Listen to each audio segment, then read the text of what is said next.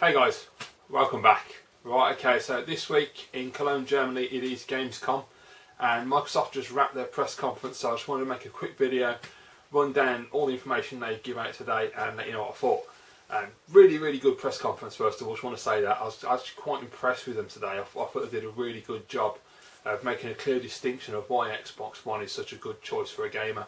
And I think they've really pretty much define themselves apart from Sony, so it's really nice to see that finally. I felt that near the end of last generation the 360 kind of lost its way a little, and the PS3 was more dominant with much better exclusives and more interesting games, whereas now I feel that Microsoft today have established themselves as a clear opponent to Sony, and you have a good reason to buy both consoles. So fantastic press conference. And the first thing they talked about was FIFA 15. I'm not interested myself, but if you are, great. They are doing an Xbox One bundle with FIFA 15 as a digital download, so pretty much the same as they did with the Day 1 edition with FIFA 14. Excellent, you know. You've got this Ultimate Team now, where I'm assuming from what I wasn't really paying too much attention because I don't care about football, but it seemed to be that you can make your own Ultimate Team from any player, from any club, going back years, of all time sort of thing. Yeah, if you're into FIFA, you'll know more about it. I really don't care. Then they had the guy from ID at Xbox come out the indie division. They showed an indie montage. Have to say, I'm not a fan of indie games. As I've said before, I found a lot of them to be quite pretentious, and it's a lot like modern art. It's bullshit. But I have to say, the montage they showed, there were quite a lot of games in there that looked really interesting, and they look like proper games, not artsy-fartsy rubbish. So I am actually quite interested. One that stood out for me was called Blues and Bullets, which was a black and white. It looked to be like a detective game, like Murdered Soul Suspect. The main character looked like the main character out of Murdered Soul Suspect as well, but it looked really cool. I'm really interested to see more of that. There's also a game that I saw in there with a rat. I don't know what it looked like, some kind of platformer. It looked really cool, so that looks great. I wish I'd caught the name of that one, it's too quick. And I also noticed a game in there, a 2D game that looked like Capcom's Magic Sword. I don't know if that's been remastered. Well, I say remastered, just stuck on Xbox Arcade, obviously, but I'm pretty sure that was on Xbox Live Arcade on the 360, along with Final Fight when they redid that years ago. So I don't know if it is Magic Sword. It just looked a lot like it, but I didn't see a name for that one. It was just a quick clip. Looked pretty cool though. So yeah, I was actually quite impressed with their indie lineup. I find a lot of the stuff that Sony has on their indie lineup is the stuff that I don't like, all the artsy, pretentious rubbish. Whereas with the Microsoft stuff, and a lot of this isn't exclusive. A big term they were banding around today was first to console, which seems to be like a new thing there. So it's like, it's not exclusive to our console, but you'll get it first on Xbox, which is cool, but you know, it's better if it's exclusive, but it's still nice. But yeah, I thought their indie lineup looked actually pretty damn good. They did focus on a couple of indie games after the montage. Unfortunately, as usual, they picked the artsy ones, which I don't care about, so hey. They also announced a really cool thing, was that Team 17 are going to be bringing their whole entire portfolio to Xbox One, which I think is fantastic, because Team 17 growing up were a really great company. I don't know obviously if any of the original people are still working there or not, but they have some really great IPs to cherry pick from for Xbox, so fantastic. Whether that will mean it's going to come to PlayStation as well, and it is just, you know, Microsoft trying to make it look like they're getting it on their system only. It might just be a first to Xbox, but if not, and it is exclusive, that's fantastic. Team 17 are a fantastic developer, so yeah, really cool. Next up, right now, this was a really interesting one for me. They showed Call of Duty Advanced Warfare, a single player campaign mission. Holy shit. I mean, I know it's Call of Duty, and I know that we all go, oh god, it's Call of Duty. And every year I don't want to buy the next Call of Duty, I want to quit playing them, but I always get sucked in. I'm hands down buying this one. I mean, I thought the E3 demo was good. This blew the E3 demo out of the water. Man, it was amazing. You're going across the Golden Gate Bridge. The graphics were just ridiculous. It looked, there were sections in this demo where it looked like real life. It looked like a real video. It didn't look like a game, and I thought, Jesus, if this is what next gen's going to be like, I cannot wait. It was so impressive. The explosions, the graphics, the animations, just everything. It looked like a really fun first-person shooting. I didn't realise that it's Sledgehammer Games as well, which is great because they had a hand in Modern Warfare 3, which is one of my favourite of the current modern versions of Call of Duty. So I'm really up for this. I can't wait to see more, and I can't wait to play it. It looked fantastic. The weird thing was, and I don't know, I've got to check this and find out, when you're at the beginning of the demo, they're driving in the car, and the passenger sounded like Jason Statham. If Statham's in the game, I am definitely buying it, because that would just be absolutely awesome. Playing alongside Statham in Call of Duty, that is just fantastic. I really hope it is him. I've got to Google that, because if it is, that'll be epic. But yeah, if the demo is already up as a video by the time my video goes live, check out the description, there'll be a link down the bottom, because the demo is awesome. Absolutely fantastic. Definitely worth checking that out. Really impressed. I did not expect myself to be, gushing about a Call of Duty game, because they've been very mediocre for a long time. Not since Call of Duty Modern Warfare 3 have I been impressed, and before that Call of Duty 2. Fair enough, Modern Warfare, Call of Duty 4, at the time when it came out I really liked it a lot. Over time I got a bit bored, and it doesn't really impress me that much these days. But please remember, if you've never seen my videos, I don't play multiplayer, I only play single player campaign. So that's the only way I can judge Call of Duty. Right, okay, next up. Right, okay, yeah, so there's a Call of Duty, of course, a Call of Duty Advanced Warfare bundle with Xbox One, same as FIFA, so you get a digital download, but you also get a terabyte hard drive, which is really nice, and you get a custom console and controller as well. Fantastic. The digital copy of the game is, I really hate that. I really don't like it at all. Everyone who watches my videos knows my stance on digital. I would much prefer them to put a physical copy in the box. There's no reason why they can't. It's just, yeah, there's just no excuse for it at all. Right, then they showed Evolve, which looks like an interesting game. I've heard quite a lot about it the last few months since E3.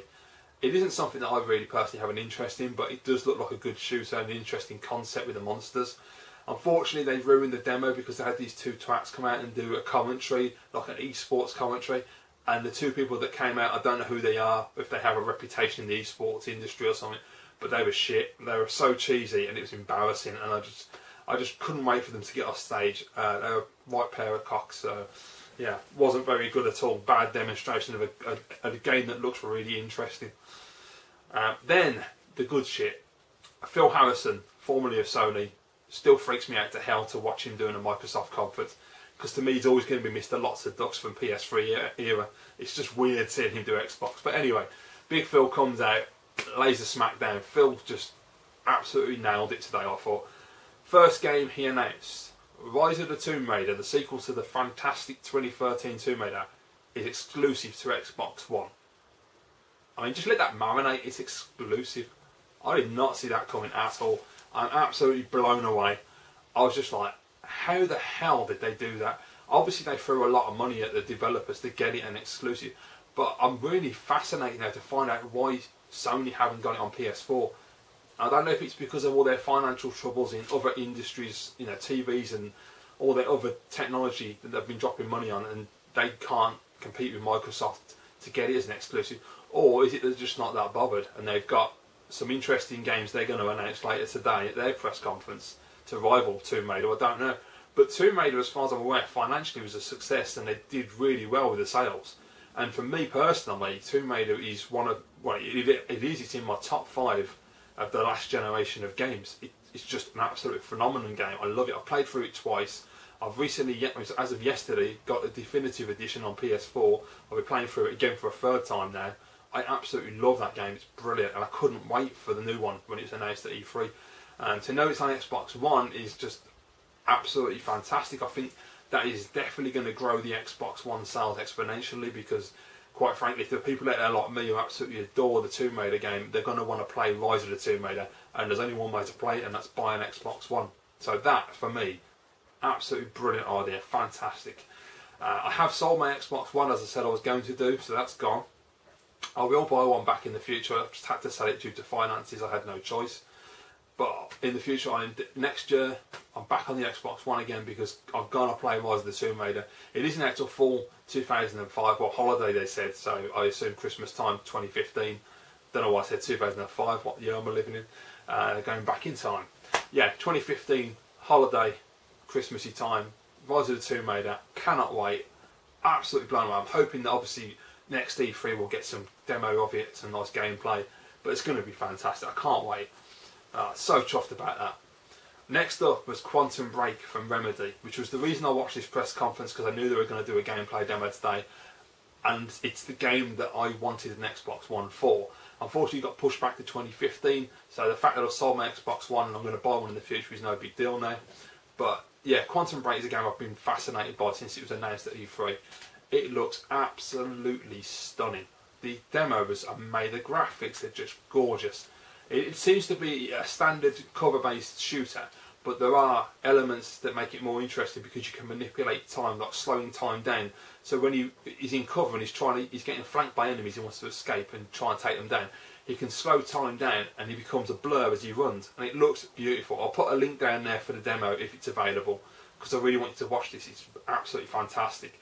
And you can slow-mo time, run at them, beat them down with a nice kick to the head. It's just awesome, and the time is breaking down. The whole world freezes. You're the only one that's walking around in real-time speed. Everybody else freezes around you. It's really hard to explain it. You have to see the demo, but go and watch the demo. It's fantastic, absolutely fantastic. I'm really excited to play Quantum Break.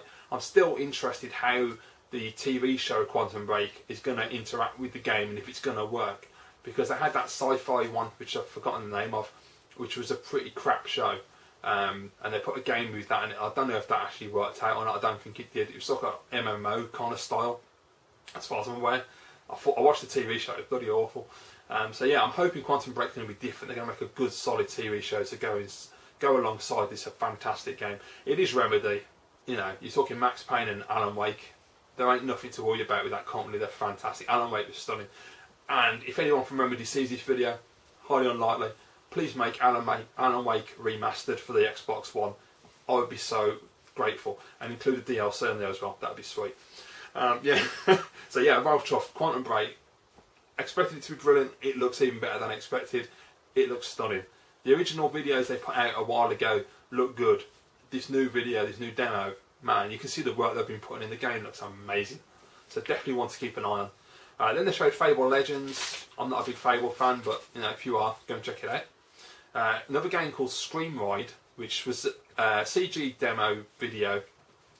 I don't really know what it was. It looked to be like a roller coaster creator slash terraforming world creator. I don't know. It didn't really tell you a lot from the video, but might be interesting. It looks very like Pixar style graphics, but it was only a CG video. It wasn't a gameplay, so I don't know. Then they talked about Forza Horizon 2, which is where they start entering the 1080p 60 frames a second section of the press conference. Because this is the new thing now. They've got to hammer that because Sony have hammered it for so long. So Microsoft's going to go, our console can do 1080p and 60 frames as well, you know. It's just quite funny to me. I find that hilarious. But yeah, Forza Horizon 2 coming 30th of September. They talked about a lot of features for that game, so if you want to see that, go and check out some videos of that. Then they showed a demo for Ori and the Blind Forest, which looks like a really nice, beautiful platformer. They did announce it at E3. I didn't pay much attention to it at that time. But the short demo they played today, I thought it actually looked really, really nice. So yeah, I'm looking forward to seeing more from that. It looks a nice game. Then they had Ted Price from Insomniac come out, talk about Sunset Overdrive again, showed a new video, which was really funny. That game looks brilliant. I really like the look of that. Every time I see a new video, I want to play it more. And it just looks like a really fun, over-the-top, bright, colourful, you know. He said it was a cover-based shooter, but it's not your traditional cover-based where it's more about vaulting over objects and just blasting stuff and having a lot of fun. And it looks really, really good, so I'm excited for that game. Most importantly, that comes out on October the 31st, but they are doing a Sunset Overdrive Xbox One bundle, so you've got 3 new bundles, FIFA 15, Call of Duty Advanced Warfare, and you've got the Sunset Overdrive bundle. The best thing about Sunset Overdrive bundle, the much touted white Xbox One is official now. It comes with the Sunset Overdrive bundle. You get a white controller as well. It's €399, and I believe when I saw at the end of the press conference it was £349. Didn't cash the dollars though, unfortunately. So probably about $400 or something. Yeah, absolutely gorgeous. And when I buy my next Xbox One, I'm buying the white one. I've got a thing about white consoles. Not so much the Wii because I thought it looked a bit crap. But the PlayStation's always looked nice in white. The Xbox One looked absolutely stunning in white. That's my next one. I've got to have the white Xbox One. It's absolutely superb. So yeah, Sunset Overdrive, really looking forward to that. It's out at the end of the year in October 31st, so only a couple of months to go. It's going to be awesome. I won't get to play it for a long time, but I can't wait when I do. Then they did the whole Halo section where they talked about a lot of stuff. Obviously, Halo Master Chief Collection that's coming out, Halo Nightfall, the live action series. They've also, you've got the Halo channel now where you can get all of your Halo content, whether it be Nightfall or the games, you know, and you can share content and all this kind of thing. They've done 343 studios who are making the games have done a deal with Twitch as well, so that's really sweet. They then showed a demo for Halo 2, which was the Halo, it was a Sanctuary, no, it was before that, wasn't it? That was right, they did a quick demo first of all, just to show you what Halo 2 looks like remastered. So like they did with Anniversary on the Xbox 360 when that came out, they showed it in classic mode and it looked ropey, and then they switched to remastered and it looked absolutely beautiful. I didn't think it looked as stunning as I expected it to, but it still looked really nice, a really nice remaster. And they were banging on about the fact that it's 60 frames per second, because that's the big deal now for kids apparently. So there you go, I'm an old man. Them damn kids. Yeah, so 60 frames a second, woohoo! Then they showed the Sanctuary map, which they've added to Halo 2, and that was really cool because they did an esports demo with 4 of the top Halo players in the world, and the 2 guys that they actually got to do the commentary were really good, unlike Evolve.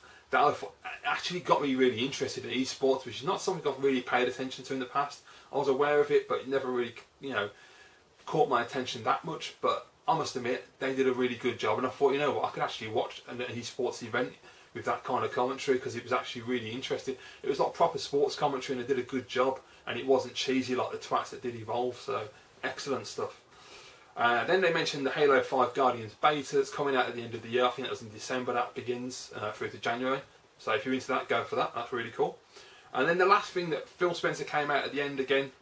Phil Spencer said they're going to add to the Xbox One the option to pre-order and pre-download digital games going forward, beginning with Forza, and then there'll be FIFA as well and other titles in the future. So if that's something you're interested in as a digital gamer, awesome. So yeah, overall, I thought Xbox's Gamescom conference was absolutely fantastic, and you can see the clear leadership coming from Phil Spencer now that Xbox are moving forward. They're actually defining their platform. As I said at the beginning of the video, I did feel that the 360, it started out extremely strong in 2005.